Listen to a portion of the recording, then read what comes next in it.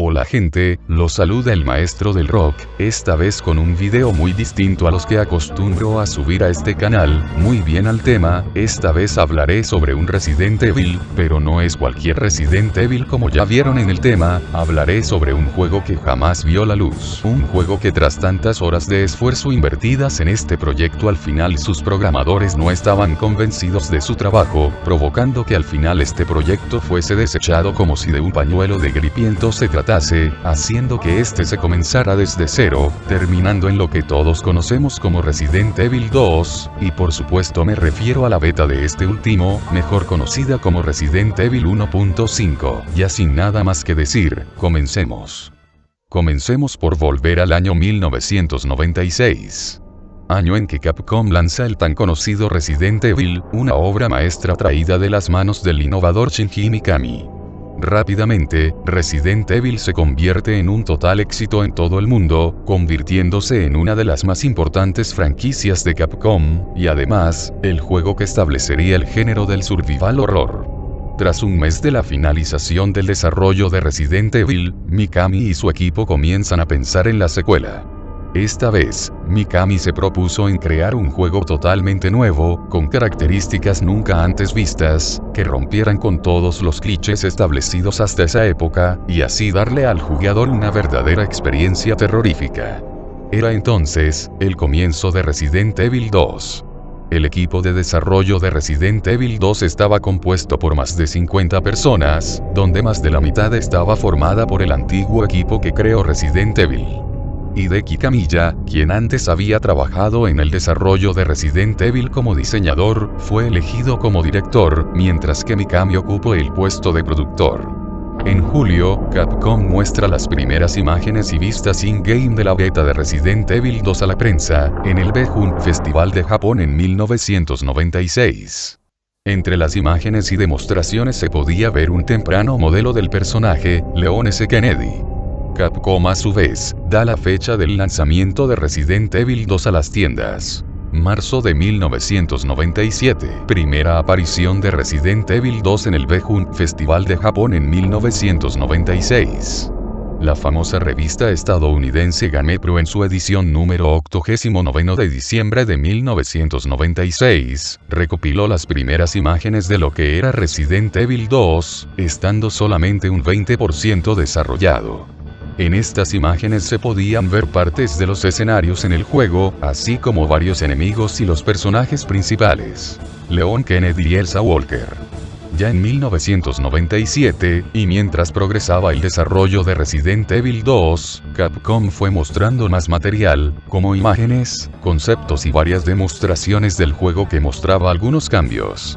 En varias entrevistas realizadas a Mikami, este afirmaba que buscaba darle a Resident Evil 2 escenarios más realistas, que atraparan al jugador en su totalidad. Agregó que en Resident Evil 2 habrían muchas novedades, como tipos diferentes de zombies y otras criaturas, numerosas armas y varias vestimentas que cada personaje jugable podría cambiar. Mientras se aproximaba la fecha del lanzamiento de Resident Evil 2, en el estudio de desarrollo las cosas no iban de lo mejor. Kamiya y Mikami mantenían constantes desacuerdos y discusiones sobre los aspectos creativos del juego, haciendo que este último simplemente se dedicara a cumplir un papel de observador, y solo exigiendo que le mostraran los avances que se hicieran en el juego, mes a mes, para su evaluación.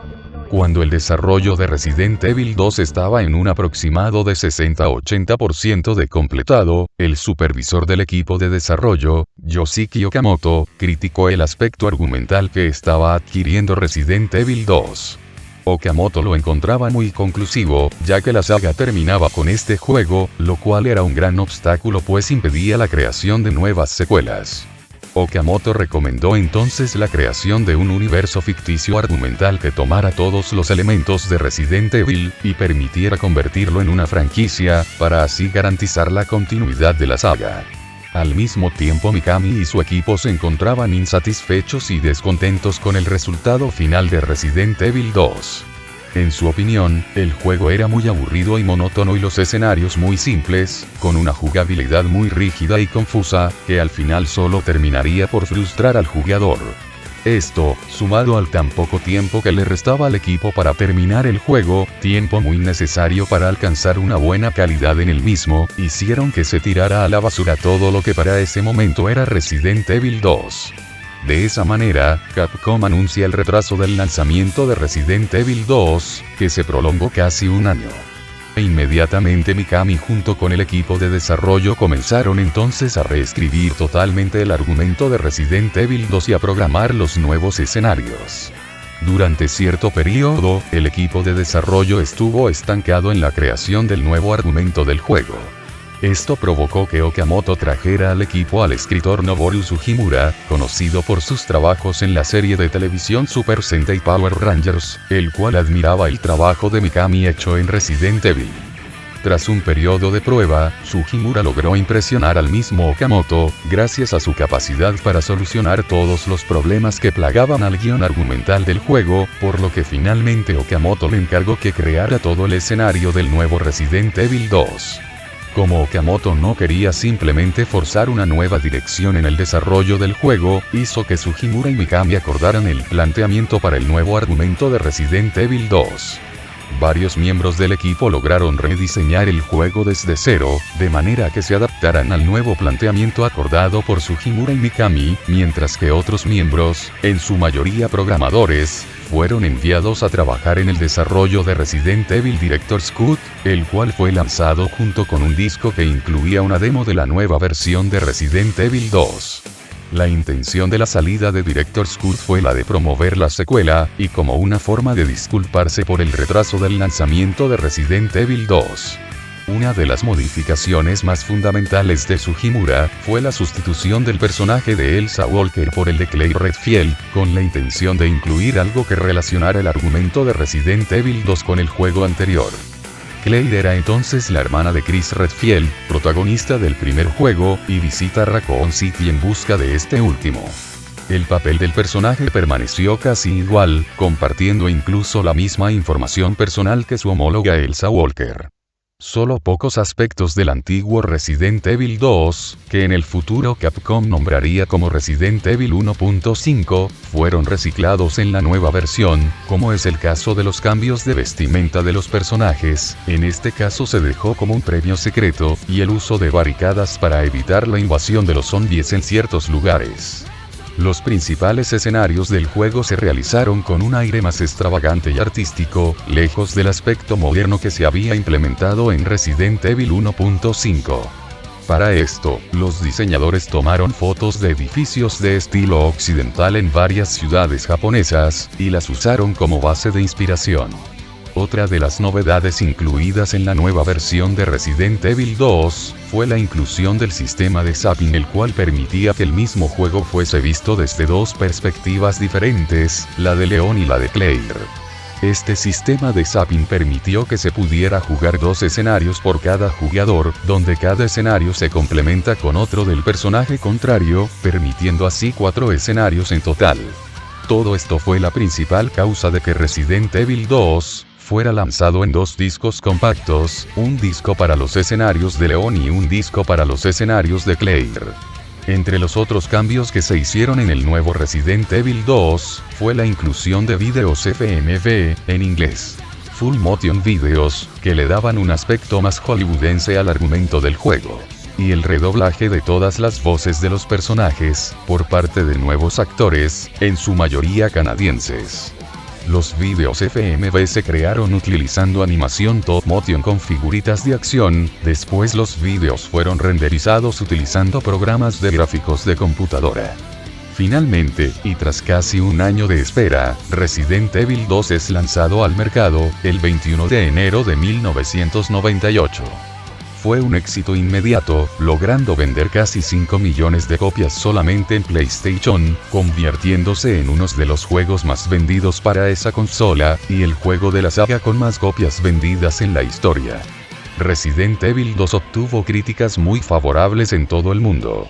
Algunos elogiaban la magnífica banda sonora del juego, que con sus tonos tétricos y de suspenso daban una excelente ambientación y experiencia al jugador. Otros apreciaban el hilo argumental, valorando su profundidad e intensidad, una gran diferencia respecto al logrado en el juego anterior. A pesar del rotundo éxito comercial de Resident Evil 2, a muchas personas les quedó la interrogante de por qué el Resident Evil 2 que finalmente fue lanzado se diferenciaba tanto de aquel juego que con tanto entusiasmo se mostraba en las pantallas de convenciones y en comerciales por allá en 1997. Como última curiosidad, creo que la mayoría de los fans ya la conocen, trata sobre la existencia del comercial firmado por George A. Romero para dar publicidad al juego. En la producción de Resident Evil 2, Capcom contrató a Romero para que hiciera un comercial para promocionar el videojuego protagonizado por los personajes del juego interpretados por actores de carne y hueso. Únicamente fue exhibido en Japón. Tras esto, fue llamado para escribir y dirigir la película de Resident Evil, la cual hizo un borrador. Sin embargo, el guión fue rechazado por los ejecutivos y el proyecto pasó a manos del director Paul W.S. Anderson. Joder, se han cagado en la infancia de muchos fans. Carita triste. Muy bien, ya terminando con la historia de cómo se estaba planeando el desarrollo del juego, pasemos a los escenarios de lo que sería Resident Evil 2. Los escenarios. En Resident Evil 1.5 los escenarios eran muy variados y amplios en contraste con Resident Evil 2. Las localizaciones no variaron mucho respecto a Resident Evil 2, incluso algunas habitaciones fueron recicladas y usadas en el juego final. Raccoon City se mostraba como una metrópolis moderna, llena de iluminados rascacielos y concreto.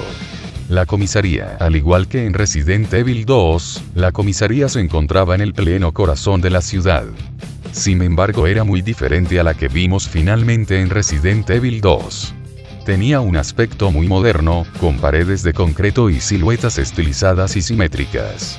Además era de menor tamaño a la de Resident Evil 2. En el lobby se encontraba la entrada principal a la comisaría, bloqueada con una gran reja metálica de emergencia que impedía el acceso a los zombies desde el exterior, aunque no aguantaría por mucho tiempo.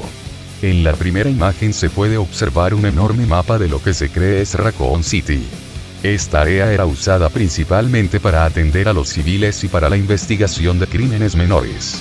Posiblemente aquí se encontraban varios objetos como municiones y una que otra llave para acceder a nuevas zonas.